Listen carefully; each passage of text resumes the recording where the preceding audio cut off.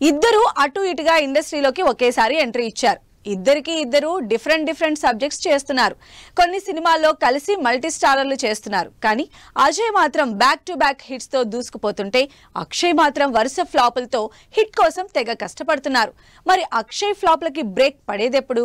బాలీవుడ్ లో same star status craze ఉన్న హీరోగా చాలా సినిమాల్లో చేసిన అజయ్ దేవగన్ వరుసగా బాక్సాఫీస్ హిట్లు అందుకుంటుంటే అక్షయ్ ఇంకా ఫ్లాప్ రూట్ లోనే కంటిన్యూ అవుతున్నారు. ఇప్పటికే వరుస ఫ్లాప్ లో ఉన్న అక్షయ్ లేటెస్ట్ గా బడే మియా చోటే మియా సినిమాతో మరోసారి ఆశించిన స్థాయి హిట్ అందుకోలేకపోయారు. కంప్లీట్ యాక్షన్ ఎంటర్టైనర్ గా రిలీజ్ అయిన సినిమా ఫ్లాప్ టాక్ సంపాదించుకుంది.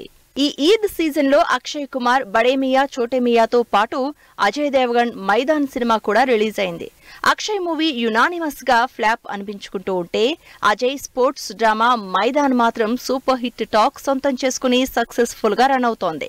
350 కోట్ల బడ్జెట్ తో తెరకెక్కిన Akshay movie Indian box office దగ్గర 15 కోట్లు కలెక్ట్ చేస్తే దాదాపు 100 కోట్ల బడ్జెట్ తో తెరకెక్కిన మైదాన్ 8 కోట్లు కలెక్ట్ చేసి క్రిటిక్స్ నుంచి మంచి టాక్ సంపాదించుకుంది.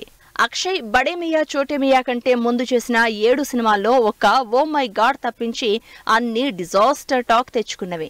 ఎన్ని జానర్స్ మార్చినా అసలు ఆడియన్స్ మాత్రం అక్షయ్ కుమార్ ని పట్టించుకోలేదు. మరోవైపు అజయ్ దేవగన్ మైదాన్ కంటే ముందు రిలీజ్ చేసిన షేతాన్ మూవీ దాదాపు 150 కోట్లు కలెక్ట్ చేసి సూపర్ హిట్ అయింది.